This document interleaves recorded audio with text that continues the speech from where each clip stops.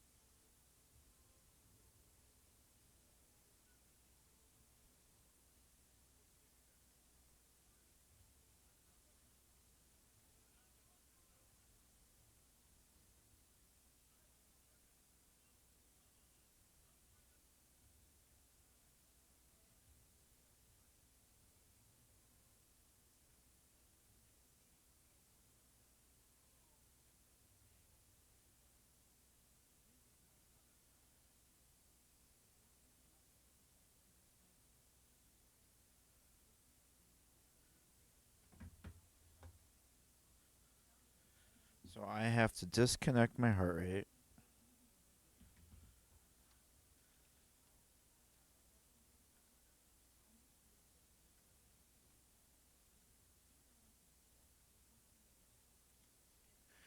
End my ride.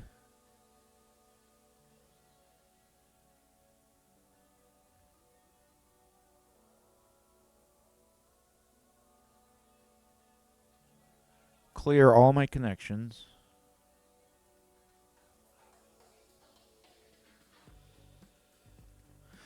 Now go into your app, log everything in, cadence and power.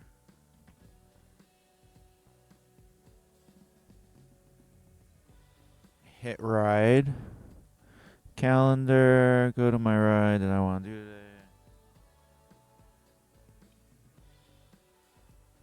Go to ride. And then now,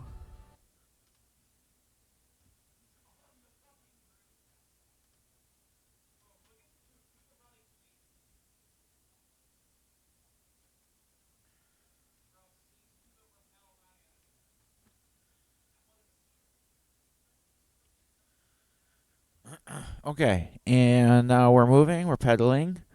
It's being recognized. I'm around 60, 50, 62. Okay, so this is good. Now I'll go into the application.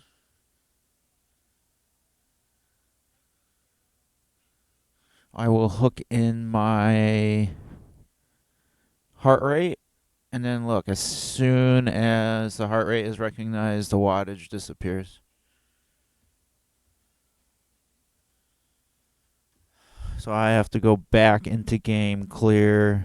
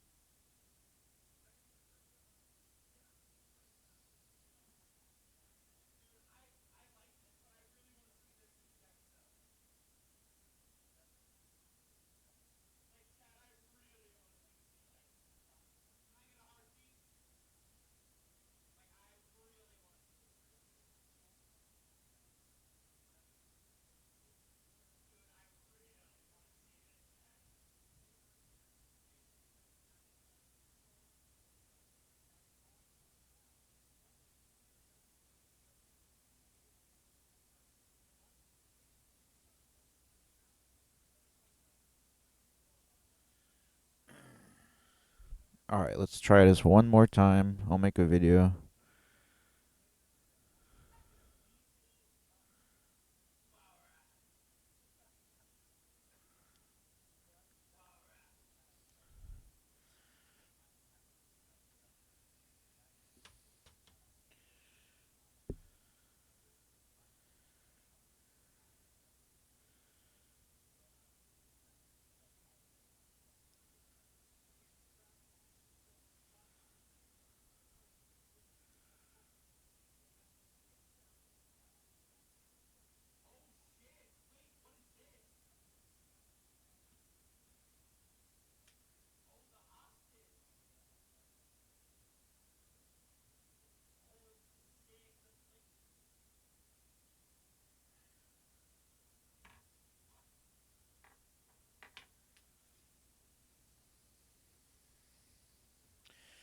I just wanted to share this bug that I came across.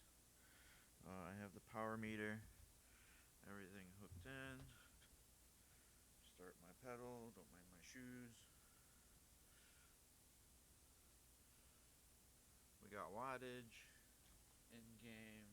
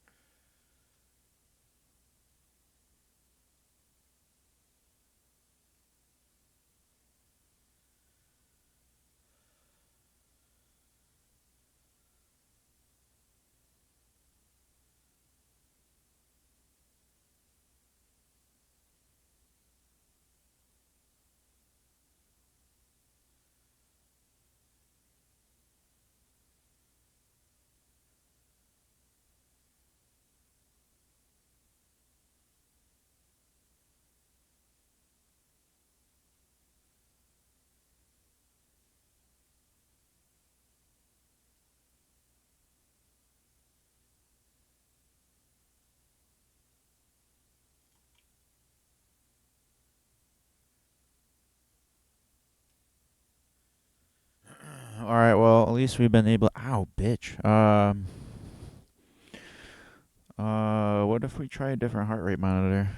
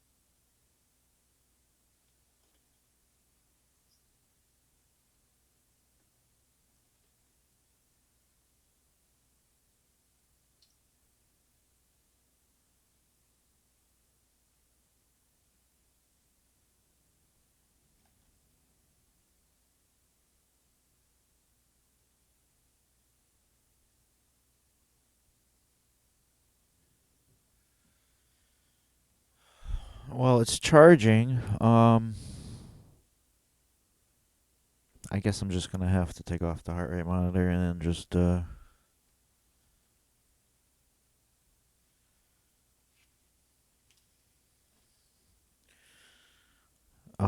weird. I posted it in Mywhoosh Facebook, so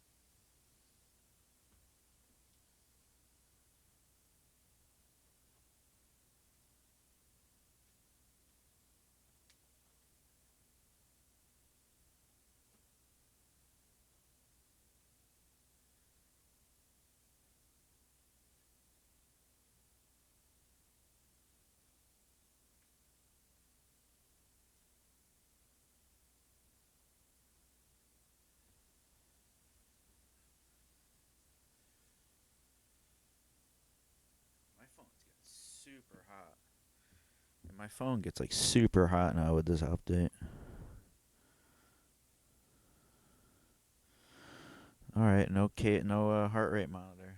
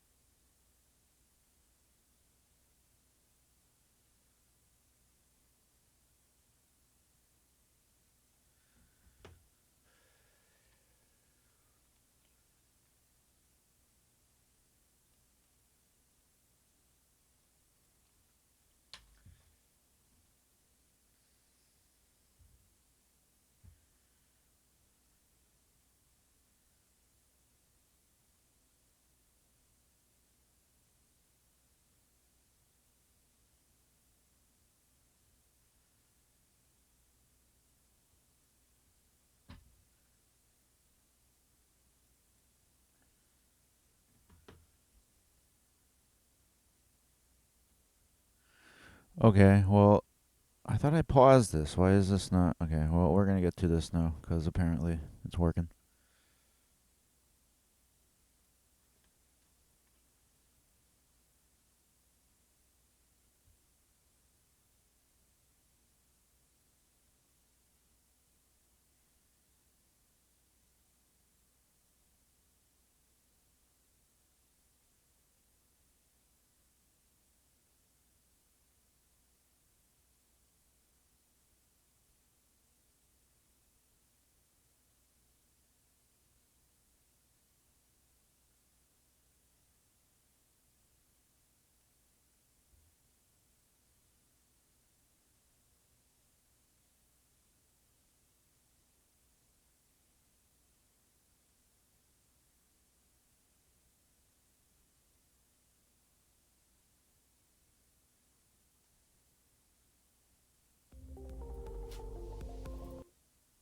Situation that people can get really wrapped up and get the clothes needed to continue on, and hopefully, yeah, we'll see racing to the end of this day. At the finish, we're quite a bit, just under 40 kilometres to go, so things can change quickly if in between the weather allows the race to continue. Yes, snowing at the finish. If the teams have seen that TV picture, sports directors in the car have seen that. We will see.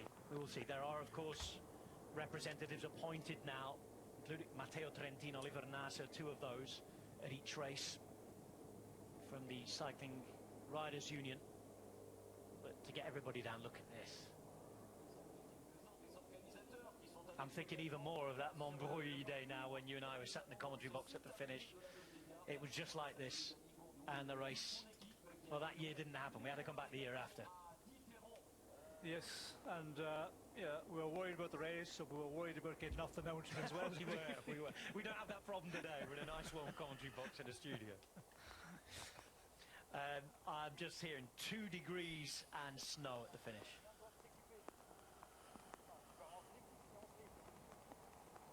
Again, the thing is, as you were explaining with the logistics before, Sean, they sort of got to move from here anyway, at least neutralise to maintain it as safe as possible.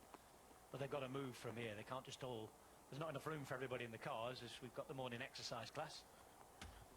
Yes, and we can see here, I think they're trying to slow it down a little bit in the breakaway. It's going to be an interesting one, and you can see there where the leaders are.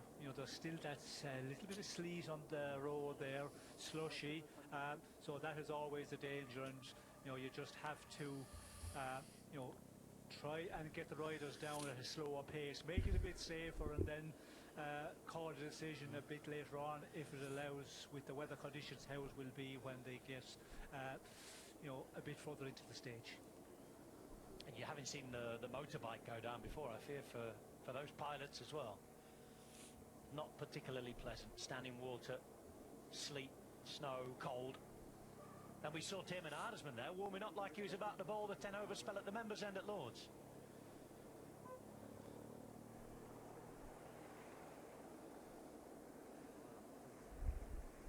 Second car for the organisers there. So this is the front of what would be the peloton.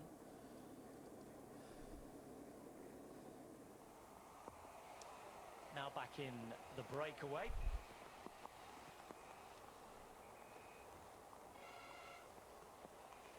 Deary me. Even the sounds are chaotic.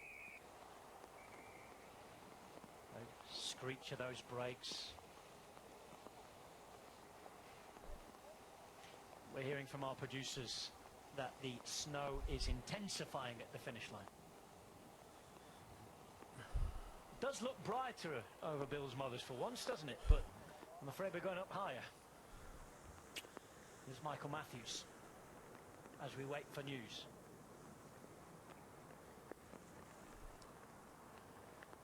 And the question now will be, the breakaway at the point the race was stopped, you know, the advantage they had at that point, will they be given that now in the overall standings?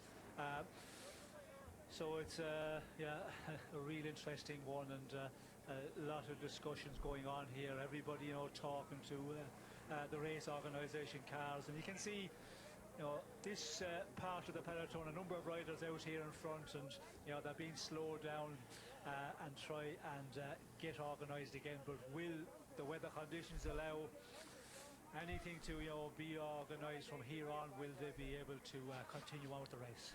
What a day to be a bike rider, he says.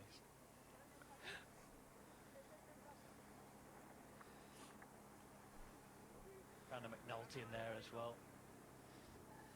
Nothing like Arizona, this, is it? Back with Vincenzo Albanese here, transferred over from Arkea in the winter. Now at EF Education Easy Post.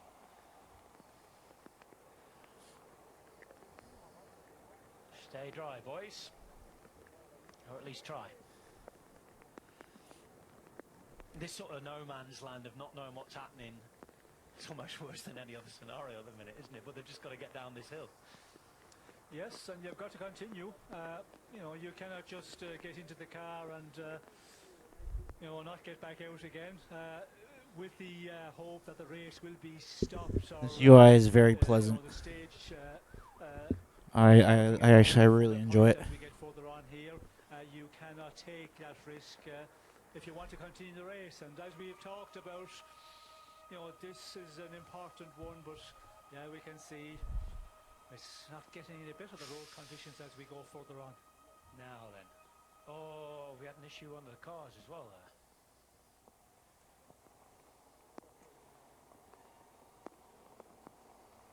Oh, there's a police car, a fire car. That looked like a Decathlon car.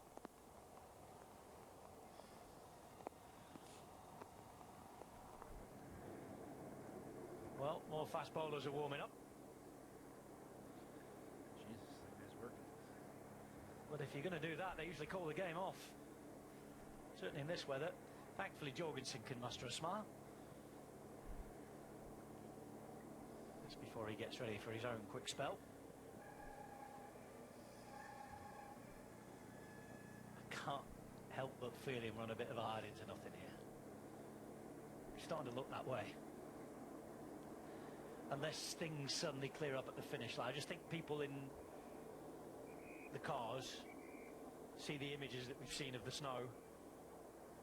The riders then find out about that, and even if the organisers don't decide, you know, recently, and it's the weather protocol, isn't it? We don't race in snow anymore. No, we do not race in the snow, but still 36 kilometres to the finish, so things can change very quickly. As we can see here at the moment, you know, it's brightened up a bit, it's getting a bit better, the road. We can see there's not that slush as much on the road, so that's certainly getting a bit better for them. There's also the team directors. They're going to be thinking, well, what do we do here if we you know, have to stop the race and the stages you know, called off? Well, you know, how do we get the riders to the finish? All of that will be, you know, going on at the moment. So there's a lot happening here, and the organisation as well. They will be in contact with, with the teams, and of course the riders who, as you mentioned, Rob. They will be making the decision as well. So it's all up in the air at the moment. I feel sorry for everybody out here at the minute, but I feel really sorry for the man at the front with the white helmet on and the black rain jacket, Pavel Sivakov. It should be one of the highlights of his season. He's a home rider, French rider, racing on French roads, but last week he was sick. He had the flu. He's turned up to this ride, and we saw yesterday he was dropped early on in the team time trial when normally he would have been one of the GC contenders in his team. He's only just getting better. He's struggling along, and he's having to do this.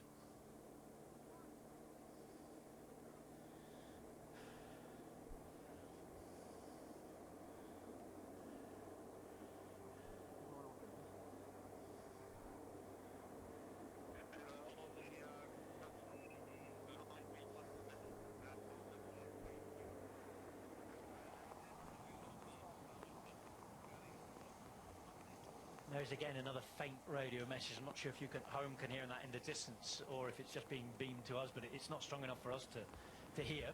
So some advice coming from the race director's car, courtesy of Race Radio Seb Piquet, who is such a good operator, always giving his instructions bilingually.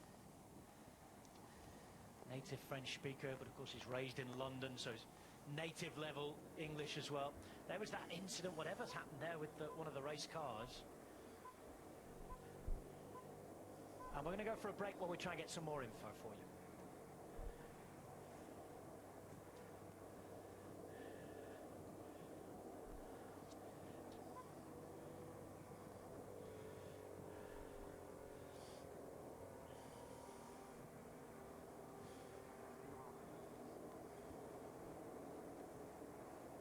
Finally some brightness, but you wonder if the damage is done. I can tell you up on high it's still snowing, and it is getting harder. 2 degrees.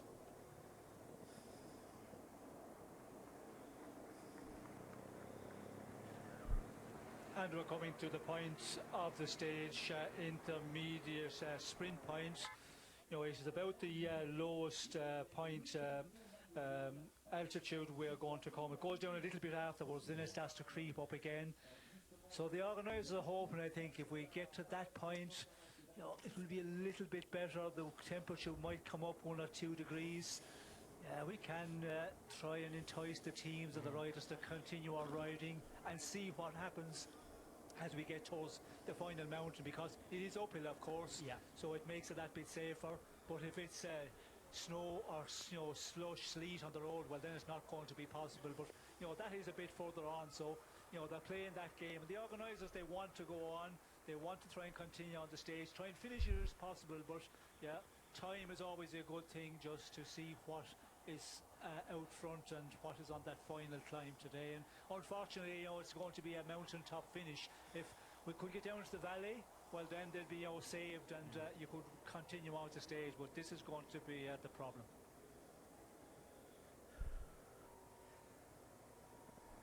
Yeah, we would have, if we resumed here, 32.5 kilometres to go. Weather really closing in as soon as we came up there. And what a race we had on our hands as well. Oh, look at that. Look at that. That's a better shot. We've not really been able to see that up close, but yeah, that's no joke, that. And I know some of you at home will be saying, oh, well, we used to do this, but there's a reason why we don't do it anymore. And then what on earth happened here? One of the Decathlon Agile Desert cars, the fire truck is in front, and there's been an incident because part of the car is on the grass verge there. So we hope everybody's okay.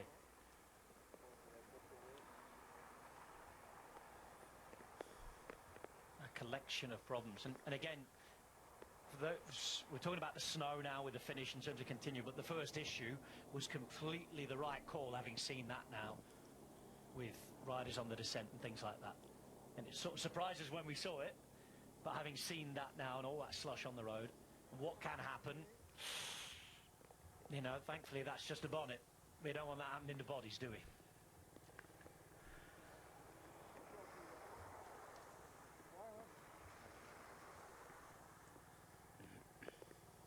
Welcome back on the television. We're seeing the damage to the car that we saw on the side of the road at the moment.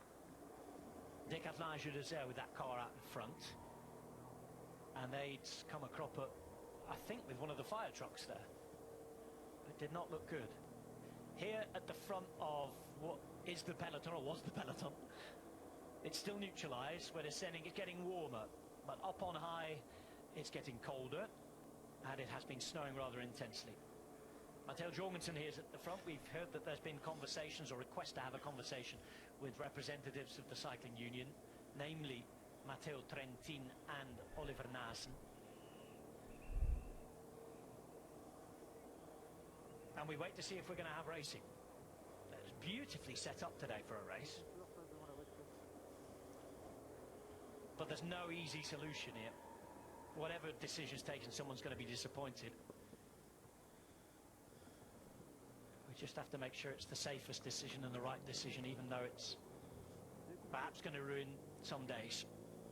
Certainly better that than ruining anything else for anybody long term. Paris-Nice is becoming accustomed to these issues in the last few years. You'll have a few stages cancelled here or there because of the weather. They haven't been frightened to do that in the last decade. And they've often continued to honour contracts and come back the year after when they haven't been able to go. And case in point, Martin stage we're going to have on Saturday. Yes, and when we see, you know, the picture now, the road conditions further down the road of the race route, the call was definitely the one was needed, and you know, it was a good call by the organisers not to try and continue on the race for anybody, and safety of the riders, you know, that is important, and they have done a great job here. Now the question, you know, will we see the stage continuing on? Weather conditions will decide that, and the weather conditions, the finish is going to be important as we go, you know, further on here. Still, for the leading part of the race, that 30 kilometres to go, but it's looking a bit more promising here where we are. It's getting brighter, so possibility we could have, you know, the stage going all the way. If the weather eases off at the finish, that is the, you know, the big question now. On that front, I've just been sent a photograph of the sun trying now to peep through at the finish. Let's hope that the worst is gone and by some miracle we can have a race here. But again, whatever decision's taken, let's just hope that it's the right one. And again, good luck to everybody re-establishing those time gaps and what have you. Interesting as well, because the break here, if we do restart everything with the same time gaps, they're quite a bit closer to the finish with a nice gap now. Well, advantage big time to the breakaway if they're going to allow them to restart, which I'm not a regulation. I know if you're stopped by a train crossing or you're in a break out front, the brake gets held up and the peloton, you know, just closes down and catches them. The brake is allowed away. Weather conditions, I think the commissars will have a call on this one, so it's going to be an interesting one, what it will be. But for the breakaway, to say, Rob, you know, we're inside 30 kilometres to go. The advantage they had when the race was stopped, this is an opportunity for the breakaway to big possibilities to go all the way if they're given the advantage they already had. It was 2+ minutes. Almost the most crucial call is the two riders who are in the middle, because they were fresher. They were the riders who'd attacked from the peloton. They're riding with the front group now, but they were still over a minute behind. Well, surely you can't just let them start again. I take back what I said about the Ineos riders going away in the attack at the point, but yeah, sometimes it can work in your favour, and if they're allowed to start with the breakaway, which they weren't in when the race was, you know, stopped, so it's going to be an interesting one. How is that going to be worked out? It's a complicated one for, you know, the organisation, the commissars. I think there's a lot of discussion going on here in the background. I'll tell you what, we'll get someone to edit the highlights, shall we? So it sounds like you predicted it perfectly. 29 k's to go. I don't think anybody could have predicted what we've seen so far today. If you did, I want your predictions for the lottery numbers, please.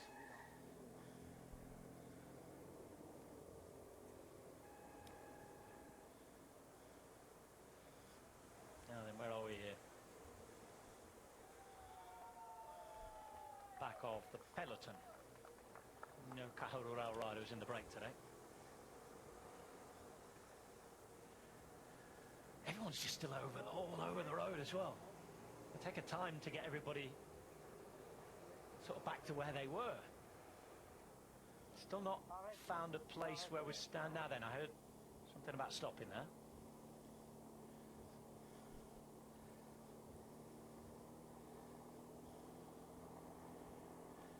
One of the camera operators was saying that somebody was stopping.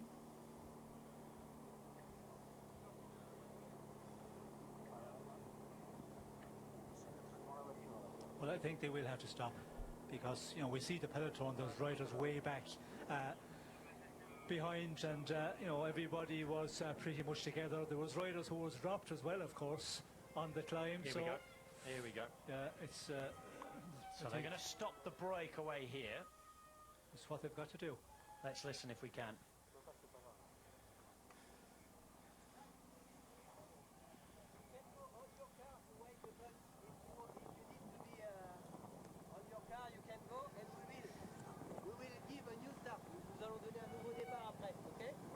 So if you want to go back to your car, you can, and then we will re-give a brand new start is the call. So you can go back to the car, speak to people if you can. That's just inviting a little further delay, and then we will give the start again. So that, if we do get a start here once more, which it seems we are going to do, that intends to me to say that they're going to be given some sort of gap. Yes, certainly be given the gap they had at the time they you know, stopped the race. And now the question is, and the riders will be saying, well, them two guys, they weren't with us when you know, we were stopped, so it's going to be an interesting one. So I think Governor's here asking everyone to calm down. He's a race director.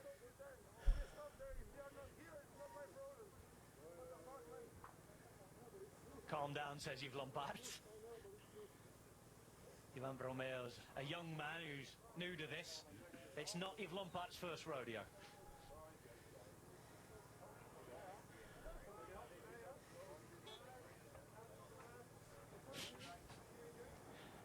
Romeo just wanted to get started again, didn't he? He said, well, it's not my fault if they're not here. We've stopped twice. Doesn't work like that. Lompard, he'll be more than happy to be back on the front row because he was in that bus, wasn't he? He was on the top deck and watching the rain go by. Yeah, now he's in the front of the bus. Clever man. The weather certainly looks much better. And again, latest report from the finish line is the snow has eased off a little. The sun is trying to poke through. It managed to get through like it has done here. I can imagine we're going to go racing again. It's the most optimistic we've been for a while. So we've got to get everybody down first. One, to make sure everyone's present and correct, and then to hear the instructions.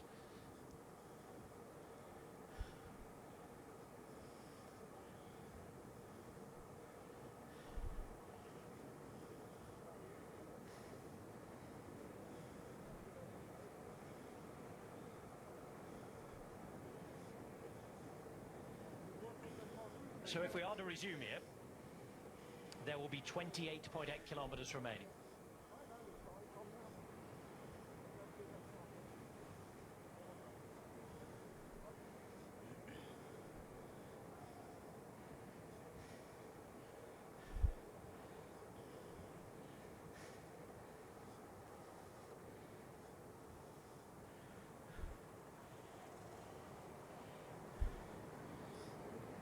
This means we'll still have the intermediate sprint with the bonus seconds. Comes inside the final 20 Ks. There's another descent after that, though. We better wait for instructions. I just wonder if there's a change of parcours or anything like that. We'll have to see. Not an easy thing to organise last minute, given closures and what have you. In terms of that, we're already behind schedule. We were ahead of schedule, but we're well behind schedule, obviously, now. It's not an easy job for organisers, police. The sort of position, whatever decides, somebody's going to be upset with them. Now then, here we go. Looks as though the last few riders are here, but you've also got riders going back to the car, and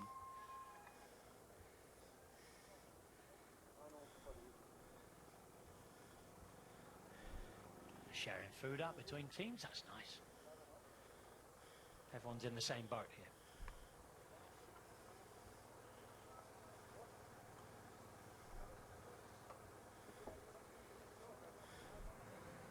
Sivakov already feeling unwell. Trying to keep warm.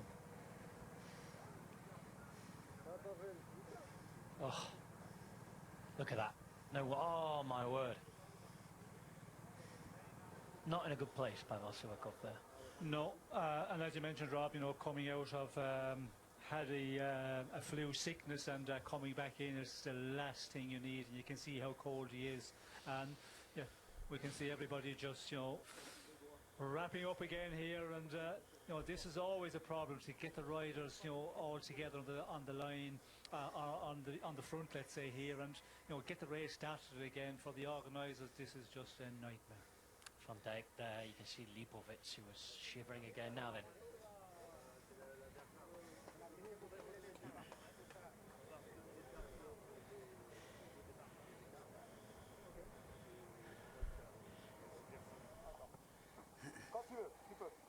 Donc nous allons redonner le départ là dans 2 minutes quand tout le monde sera 2 minutes when everyone's back. avec les mêmes écarts qu'il y avait quand Same gaps that we had before when it was stopped. Les écarts c'était 1:35 pour le groupe de 7. 1:35 for the fruit. 3 hommes avec The 3 riders. Et le peloton sera à 2:20. Voilà. 2:20 something, I think there. So the same gaps, closer to the finish. They're going to restart. Commissars are just double checking those gaps. That is the decision. 2 minutes to go into the restart then, apparently.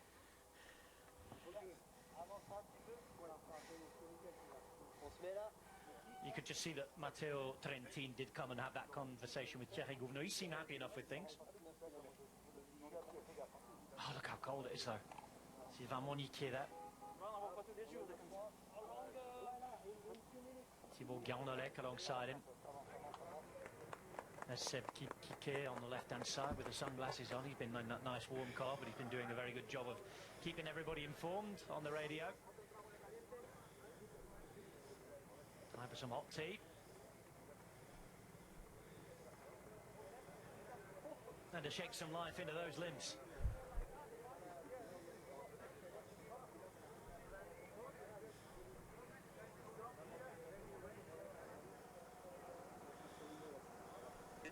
Attention de tous les suiveurs, Nous allons redonner un départ dans 2 minutes. Merci à tout le monde de remonter dans les véhicules. Everybody has to get back into the vehicles now. 2 minutes now to the start. And by calling the 2 minutes to the team cars, the riders who are back in the team cars as well, the DSs will be saying, come on guys, it's going to start in 2 minutes, get your way up into the main peloton, and you know, the race is going to go on without you otherwise. So it's working out quite well, and Gouvenou, as you said, he seems to be happy enough, and he will be happy because, you know, they're still going to have a stage here. So, you know, looking at it, half hour ago, it looked like that, you know, the stage could be cancelled altogether. So, you know, the organisers, they like, you know, to finish the contracts, all of that. They like to fulfil all of that, and it looks like they're going to get it today. And there's laughing and joking and smiling despite the cold. The problem with the cold here, we say it every time, and we say it every time because I'm afraid it will happen. We're going to see the effects of this in a couple of days for certain riders, aren't we? It's only normal that someone's going to get ill here. And the effects as we go into the stage as well, like in the final time, we could see some of the riders that might be up there to win a stage or the GC, they could be in difficulty because the cold is stuck in them.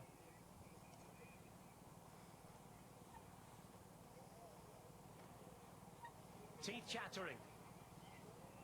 Riders shivering.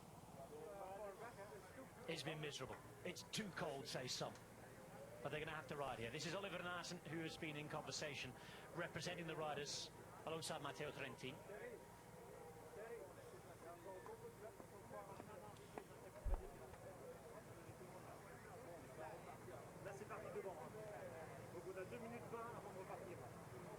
So they've started the breakaway, he says. 2:20 for you guys to start. They've started. You've got to get on with it, says Thierry Gouvenou. You can just see that Oliver Naassen himself still got riders up at the car. Here we go. There is that start. So with 28.8 kilometres to go, racing resumes. But it looked like we might not get it. And look, we've even got some old jerseys on. Why not? If it keeps you warm. The blue jersey back for Alpecin de Koenig there. Last year's model. And it's doing the job. So breakaway back. 7 riders are at the front, a reminder. And we will then get the 3 riders who are on the attack up there with them as well. So Swift, Garnelec, Albanese, Leknessund, Monique still there, alongside Plankert. This is Albanese at the back. They're just trying to get reorganised, just trying to get going again.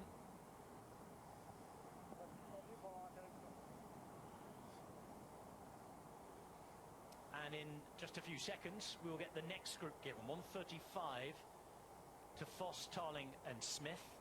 Then it will be 2:20 from the front group to the peloton. Here we go. On your marks. Get set. Foss and Tarling and Smith up there at the front.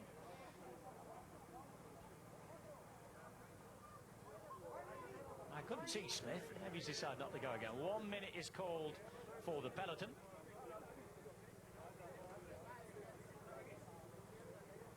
And the breakaway's restarted. A minute's been called for the peloton. Second group will be going in just a moment's time. There are 28 kilometres to go, and we are climbing up to the intermediate sprint point at the Maillet de Montagne. 6, 4 and 2 bonus seconds available. Well, for the peloton, unless they start like a house on fire here, it's going to be bonuses swallowed up by the breakaway. That's, I guess, one bit of good news, or less chaotic news. Let's see. Sprint at 1 kilometre here then for those at the front. Behind now, we haven't seen it, but the next group should have been given their start. Foss, Tarling and Smith. And I think we'll be into the final seconds. And here we go. Time to go for the peloton. Oh, why not have a go? Jonas Abrahamsson here at the front. Looking around, trying to get things going. Trying to stay warm, potentially. So, 2:20 then. This is how we've restarted. And Sean, first things first, kilometre to go to the bonuses are given out. That shouldn't really be a factor. And, you know, one less thing to argue about at the end. Yes, that's not going to be the problem at all. The problem is now the teams that were thinking maybe of, you know, the stage here, possibly a stage victory, because they're down in the general classification, the good climbers, they'll be thinking, okay, if I, you know, I'm good in the final climb, if I go in the attack, I might be allowed a bit of leeway because I'm not dangerous in the GC standings. That's going to be the interesting one. It's 2:22 at the moment. Like, if this group gets organised and really pushes on, they have a great opportunity to maybe to go onto the final climb with enough of an advantage to have a go for stage victory. The group in between and the 2 men from the Ineos Grenadiers, that's going to be interesting as well, you know, how quickly they will be able to get across here. And in the peloton, you know, who's going to get organised, who's going to do the chasing, who's able to do the chasing, because a lot of the riders, they're so cold, they're not, you know, be able to function right. And it's all going to be seen now in the next couple of kilometres what this is going to give, and the consequences of this weather conditions is going to give on the stage. I have to say, given the images at the finish, right decision all round now. Yes, I think the organisers, you know, played it right. Just, you know, play with time, gain a bit of time, keep the race rolling along as they did, and then stop and give, you know, the start again with the advantages that the break had and the riders in between, all of that, and it looks like the stage will be able to go all the way. Feel for Albanese here, just trying to get going again. He's obviously struggling. Obviously struggling. Here we go then. It's going to be intermediate sprint time here, and Leknessund, who's the closest in the general classification, is going to pick up 6 bonus seconds. He comes across, starting the day at 1:26 from the overall general classification lead. He's now at 1:20, and with a gap to the yellow jersey group at 2:07, he is now 6 seconds better as the virtual leader. Interesting behind, Visma Leasebike haven't started riding here. I mean, is this because they can't get organised yet and get everybody to where they need to be, or they're warming up? They've been told to just get going the first few kilometres, but there's no question that Movistar are going. You already saw that Ivan Romeo was motivated, wasn't he? He was falling out with Yves Lampard at the front. He feels all right, and they're having a go here as we look at back at the last, whatever it's been, half an hour or so. First of all, what are we doing? Why are we doing it? Well, that's why. He thought he was in Italy for a minute with that gesture. Jonas was keeping warm. We had a few fast bowlers warming up, trying to get some feeling back, and, well, harsh on people like Sivakov, who've already come back from illness just to be at this race. Teeth chattering, body's cold and aching, but a smile as the bad weather looks on you, and you take it on anyway. Off we go again, and Movistar now pulling in the peloton. So that Ivan Romeo at 55 seconds, Will Barter at the same distance, Pablo Castrillo as well.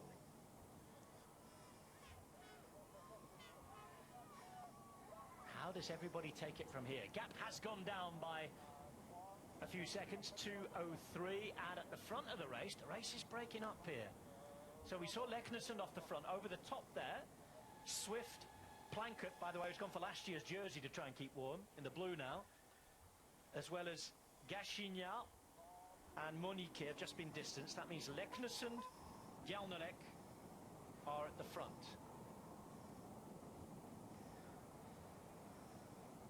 Let's have a look to them. There is Gjalnarek. Normally would be wearing a red jersey at this point. Just shows how hard it is for people to just get going again, Sean. Yes, I think it just tells us how cold the riders are there, and we could see the rider from EF Education, Albanese. He was, just not functioning at all. He just couldn't stay in the wheel, and they didn't really, take off, at any fast pace at all. But when you stop like that, some riders, the cold gets into them, and you just cannot turn the legs anymore. And other riders, as you can see, this man here, he's really pushing on. And we see back in the peloton as well, some riders were really suffering, other riders there not feeling the cold too much. So it has a different effect. Some riders support it a bit better. Andreas Leknesund from Norway at the front. As there's a saying in Norway, there's no such thing as bad weather, only bad clothes. He's at the front, showing that he's used to the elements. Now then, Mats Pedersen trying to get warm in his own way, helping his mate Matthias Skjermoser. He sits on the wheel. We do get a few riders from Visma Leasebike moving further up. The Movistar riders who've got things going sitting behind as well. Jorgensen towards the front, the only man there, the yellow jersey from Visma Leasebike. And interesting that for the minute they've not, either they're not able because everyone's too cold and struggling, or not willing to take up the chase again yet. Well, maybe not willing and not wanting to take up the chase, because there is no panic. I think if you look at the the GC standings, I know Luke Nelson is at 126, but we can see here the advantage with 23 kilometres to go.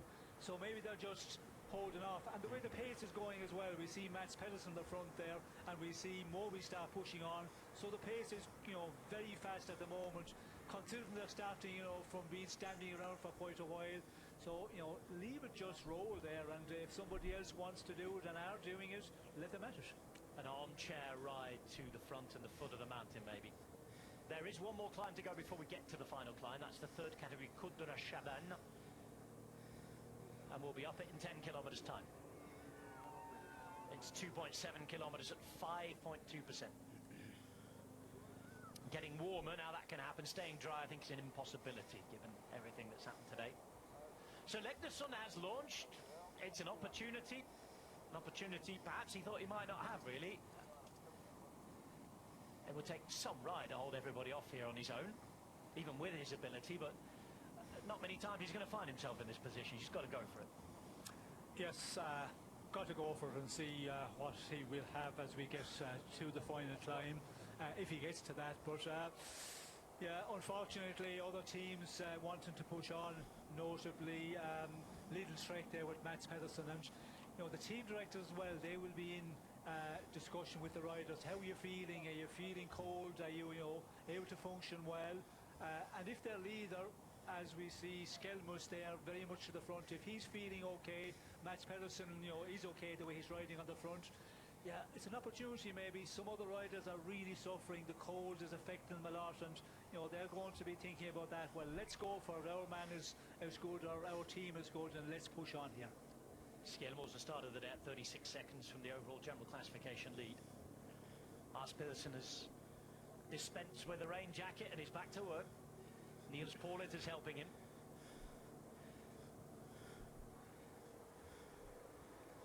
And at the back, just trying to stay in it. We've not seen anything of Group 3 yet, which is the Foss and Tarling group, and sort of feel a bit sorry for those Ineos riders after they launched that attack, tried to be aggressive. The minute sort of looks like it's been nullified.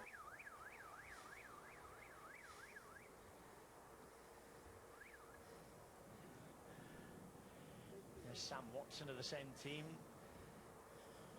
Arnaud Demar, the autobus, is starting to re-establish itself.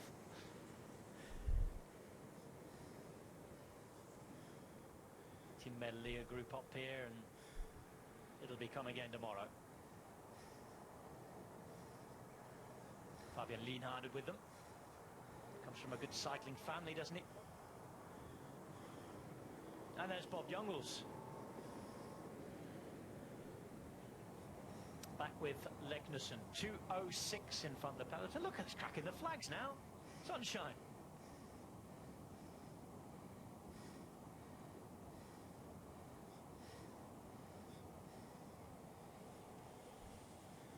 "21 kilometers to go.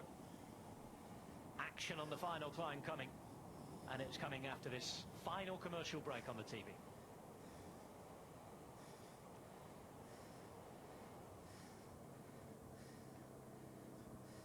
Some riders just getting reorganised now. There's Melissa Bike sending a rider just in front of Matteo Jorgensen. Looking at Michael Matthews in this group drop. There is a yellow helmet there from Visma at the front of this group. See who it is. And it's Eduardo Affini. I mean, that's to be expected. That's to be expected. He'd done a lot of work during the day earlier on. So we will see that lot tomorrow. Another group, big group here, dropped off at the back of the peloton. Several picnic Postenel riders. Again, we must remember that before the stoppage, the gruppetto was rather big already, wasn't it? So Legnussen coming to the bottom of this next descent before he's got a little bit of false flat uphill ride, and then the climb. Lidl, Movistar, UAE Emirates are the teams pulling in the peloton. And there are 20 kilometers remaining. Legnussen with 2 minutes on the bunch.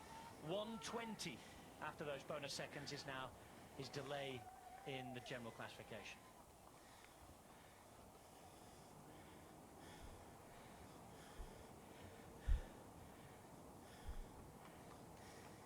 Applause, and well, every single one of them deserves applause today. That cold gets into the body.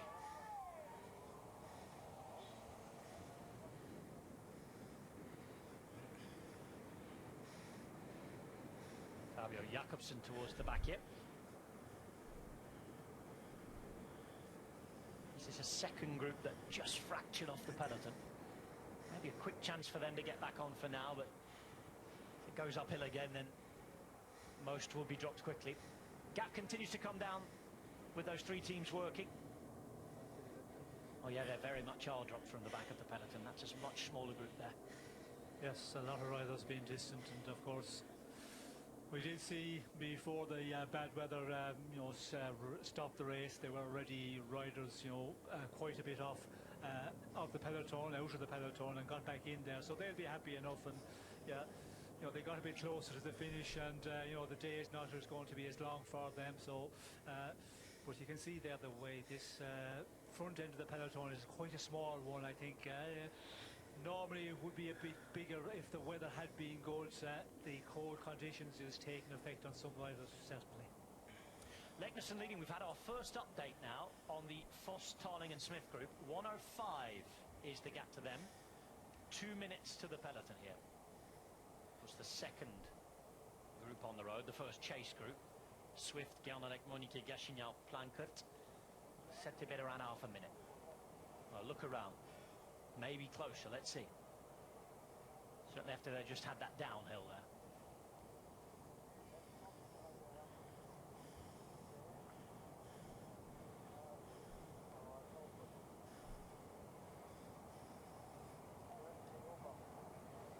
A very warm welcome back to viewers on TNT Sports 2. We've just had an update on the Grap to Foss, Tarling and Smith. It's 1:05 now. That puts them 55 seconds in front of this. What's left of the peloton now being dragged on ferociously by Mars Pedersen, Niels Pollitt and a couple of riders from Movistar. 18 kilometres remain at the front for Andreas Leknersund. He's got those 2 minutes on these riders. He's also taken 6 bonus seconds at that intermediate sprint. He sits 120 from the overall GC lead, currently held by Matteo Jorgensen. Jorgensen himself sitting about 6th wheel, following on nicely. You can't see the yellow jersey at the moment because naturally he's got the rain cape on. His teammates Jonas Vingegaard sitting further down in the peloton.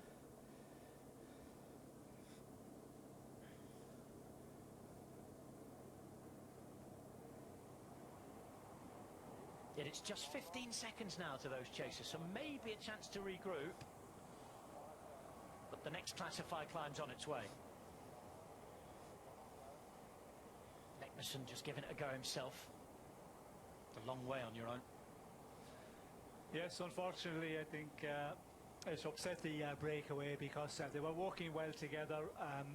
And as we talked about, Rob, it was going to be an interesting one when they were down to 7 riders, you know, who would be able to continue contributing. Everybody was working quite well, and if they could have continued on that to this point or, you know, a bit further on, well, then it would have been a great opportunity. But again, the peloton, you know, might have been pushed on a bit faster, and they might not have this advantage they have at the moment. So, yeah, but for the man who is leading here, it's a difficult one out in front because it's a long, long way, 17 kilometres after being out there all day. And, you know, we can see peloton 149 at the moment is starting to come down, and yeah, 17 kilometres to go. It's a nice advantage, but I'm afraid peloton has a lot more, and unfortunately there's teams here who want to push on. They feel that their leader is in a good shape, and you know, not feeling the effects of the weather conditions. So a lot of teams contributing here, and the peloton is going along at a faster pace. Some energy and 1 layer less now for Ben Swift. 1:44 in front of the peloton. Still just over a minute, we think, to Foss, Tarling and Smith, but there's been no camera motorbike with them since the restart. We've had news that Stef Kras, the Belgian rider from Total Energie, has abandoned the race. The 3rd recorded non-finisher today alongside Buitrago, crashed early on, and Sam Maisonneuve. This is Florian Lipovitz, best young rider, just sitting at the back here, desperately trying to get rid of those gloves, but it's a hard job. Bin them. Get told off for things like that now, Sean. Well, I'm sure if you pick your moments, the spectators there at the side of the road, and if you throw down a single glove, they will dive on it immediately. Now, is this Ben Swift waiting for his teammates? It may well be. Give them a final tow to the front. If he can do that, and if Foss can get to the front here, with the help of Tarling as well, it certainly sets up another ingredient for the finale, but the gap is coming down quicker, isn't it now? 1:30.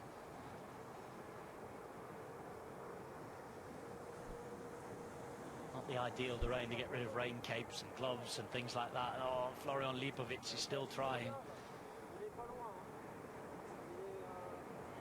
The gloves have gone in the pocket. It's hard enough to do at the best of the times, but descending like this on wet roads when you're trying to follow a racing peloton. Well, the gloves are easy to get off because, you know, you can just, you know, one hand on the handlebars, just put the other one between your teeth and pull it off. You get them off easy. The rain jacket is a more difficult one because you have to leave the bars go, and when you're travelling at this speed as the peloton is doing, yeah, it takes good bike handling. It takes a brave rider to do it, but they can do it. We've seen, you know, some of those guys, the bike handling, they can do it comfortably. Visma Lisa bike started to contribute to the chase there as well now. Just saw one of their riders towards the front. like Zinglet. Movistar, well, they look like they're ready to go. This is Julien Alaphilippe. He is getting undressed. Another layer goes, he gets a bit of help from his mate. And his mate's going to get rid of it and take it back to the car for him. Easy. So says you. I know you don't like taking off your raincoat when you're going along on the bike, so yeah, for somebody that maybe don't like it, not too comfortable, it is a bit scary, but those guys, we can see there, Julien Alaphilippe just takes it off and no worries whatsoever. So Ben Swift has found his mates and they're 35 seconds now from the front of the race. Jacket's going off there to Soigneuse. That is allowed in that area. And we're back with the front. Côte de la Chabanne, 2.7 kilometers long, 5.3% the average gradient. And after a day of drama, of will they, won't they, of rain, sleet, bits of snow, motorbike crashes, chattering teeth, we've had everything. The breaker just trying to keep going. Damaged cars. Dear me, you write a book about today. That's that for Pavel Sivakov. We explained earlier on that he had flu last week. Explains his team time trial performance yesterday when he dropped early, and he looked to be in a bad way before. Amaze is carrying on here, trying to ride through.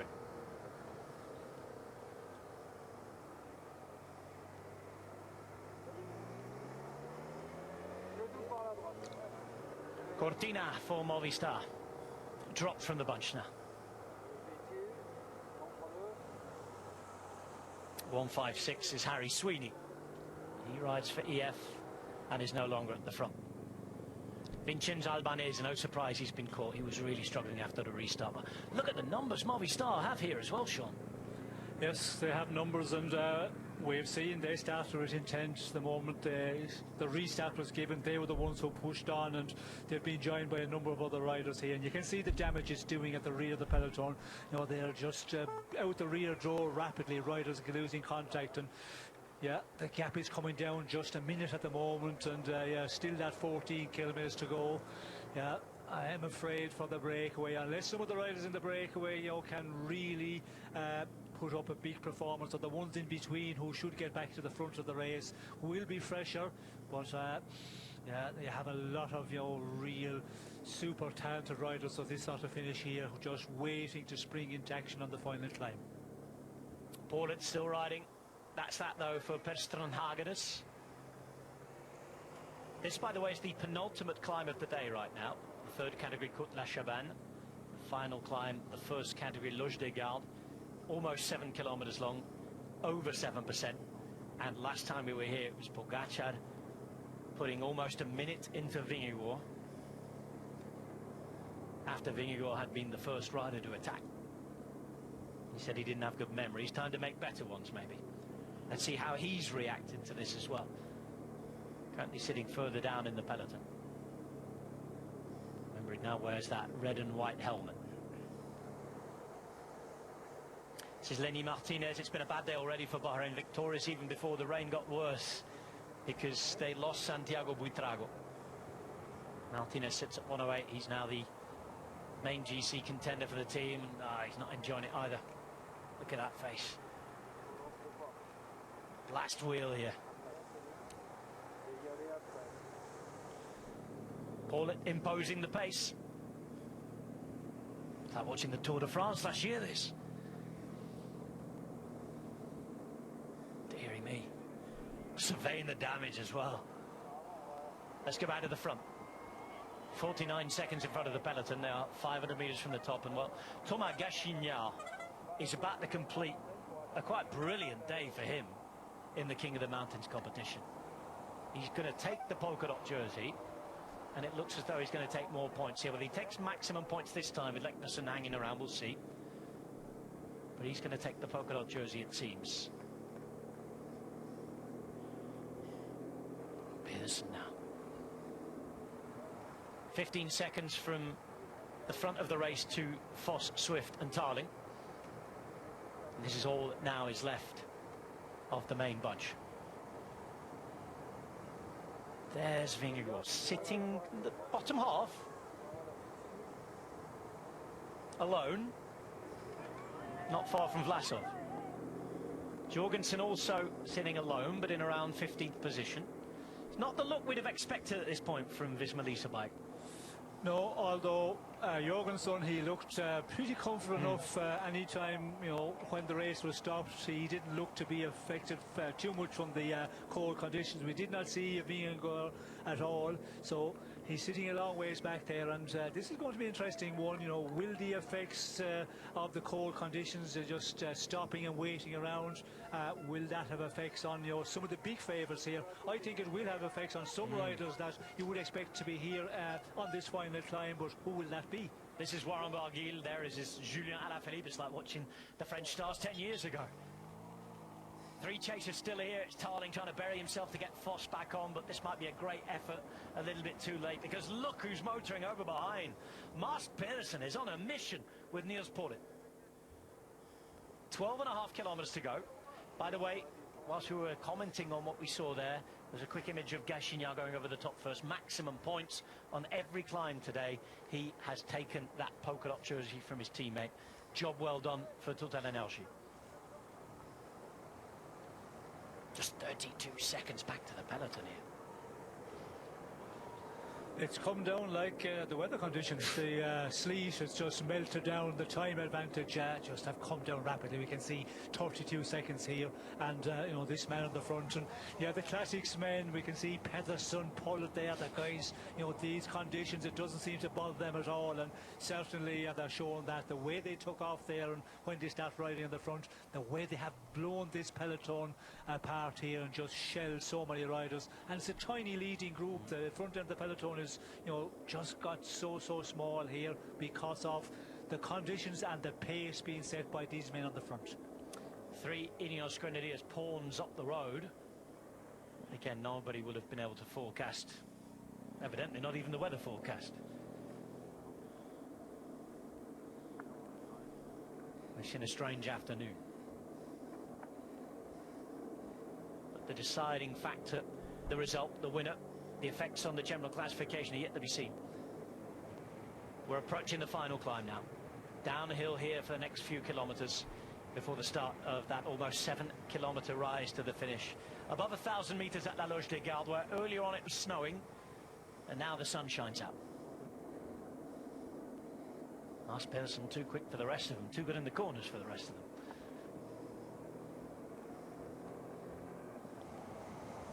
Plankert is going to be next to be caught. In fact, the whole rest of the breakaways there with them. So Tarling, Foss and Swift bridging up now to Gachinard, Leknesund, Monique, Guernalec and Plankert, and they're going to go straight past and attempt to continue the job here to try and give them some sort of advantage by the time they get to the climb, but it's looking hard, isn't it?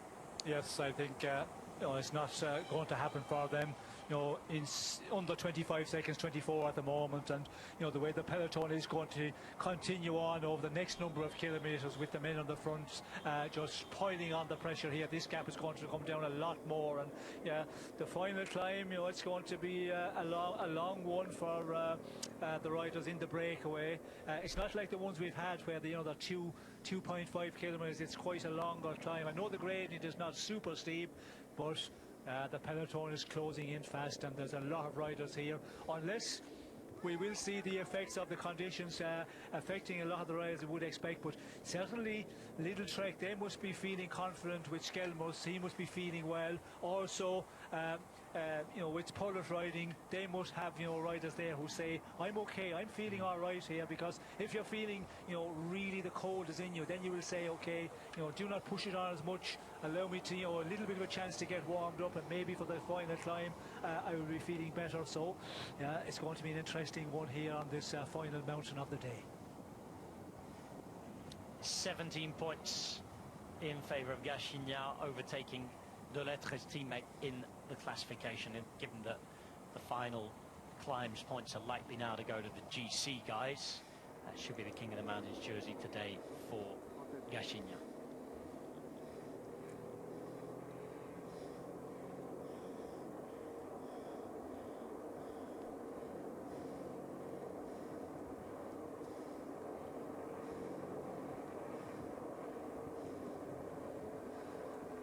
Into the final 10 kilometres on the way to La Loge des Gardes on stage 4 of Paris-Nice 2025. A race to the sun. Well, we've had sleet, snow, cold and everything today, even a stoppage for a while. But finally we do have racing. Breakaway gaps are allowed to stand, but it's not done them much good, because Niels Pollitt and Mars Pedersen have been on a mission, pulling things back to the mates as the snow, sleet clears, the sunshine is out, but there's chattering teeth, cold and wet bodies out there. Who's going to react the best or possibly the worst? Will we see surprises on the final climb? 9 Ks to go then, and still 8 riders up the road, led by Foss, Swift and Tarling of the Ineos Grenadiers. Foss and Tarling coming across just before the weather hit, scuppering their plans perhaps. 27 seconds it is.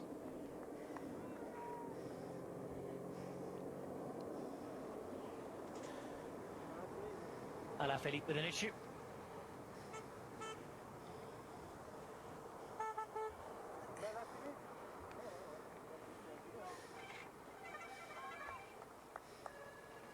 And an issue that's going to have to be sorted by neutral service. Oh dear. Well, that'll be that for him. It certainly will be, and I think, you know, the position of the race, it was going to be difficult for Alaphilippe against the riders that are going to be contesting this final.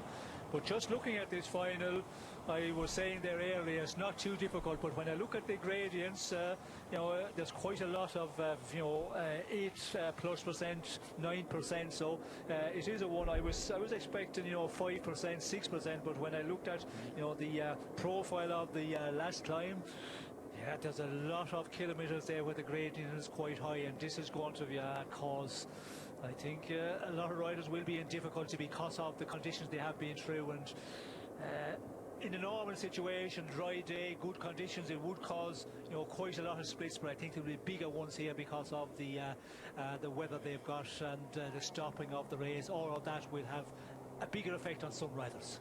Josh Tarling's done a great job here. Ben Swift has been giving his all as well. Foss riding for his own chances and hanging on the rest. 32 seconds. They've actually grown the gap on this period. Went down to 20, 34 now. But they're approaching the start of the climb when things will all change again. Matteo Jorgensen now has the yellow jersey on show. This is Sylvain Monique about to be caught. 7 riders remain up the road with a 37-second advantage. Sean was talking about the gradient there. Goes as high as 11% in one place. Jonas Vingegaard has moved up to be on the wheel of Matteo Jorgensen. And this is the point where they cross the bridge, change roads, make a turn, and it's about to go uphill. The first few hundred metres aren't too bad, but look at that. Over the first 5K, it doesn't go below 8%. And at this time of year, given what we've seen, that is hard work. So time to get going. Tobias Foss sitting on the wheel and ready to go. 39 seconds of an advantage. Josh Tarling's going to lead him out here, and I guess he's going to see what he can do. Yes, well, that's all you can do. Just, you know, use your men as much as possible, and then set your leader off and see what he can do. But yeah, it's going to take a big ride from any of the guys out in front here with this, you know, climb of 6+ kilometres with the grade we've got as well. But sometimes when the riders, they ride here for a team, then you get onto the climb, then there's a little bit of looking who's going to do it when the big men peel off here, and there could be a little bit of a downtime where they pull the advantage out a bit more. But yeah, you have to try. When you're in a situation, you're out in front, just go for it and give it your all and see what it will give at the end of the day. Rain jackets being dispensed of now. Time to go. Brandon McNulty was just getting ready behind as well. This is what's happening at the front, and Tarling is riding and riding and riding. Done a great job here piloting Tobias Foss. That's that though. Time for the former world time trial champion to have a go. Time for a man who's finished top 10 in the Grand Tour to make his move. Niels Paulitz still rides. But going uphill, normally it'd be advantage to Tobias Foss. Let's see. He certainly gave it a good go, didn't he? And he survived for a long time in Valencia that day. But things have moved on. This is a different level. This is Paris-Nice. Yes, I think this is going to be another step up, and we can see Pullet there giving it a big one, and now his job is finished here, and you know, Mats Pedersen continues on to set the pace, and yeah, that 38 seconds, 5.8 to go.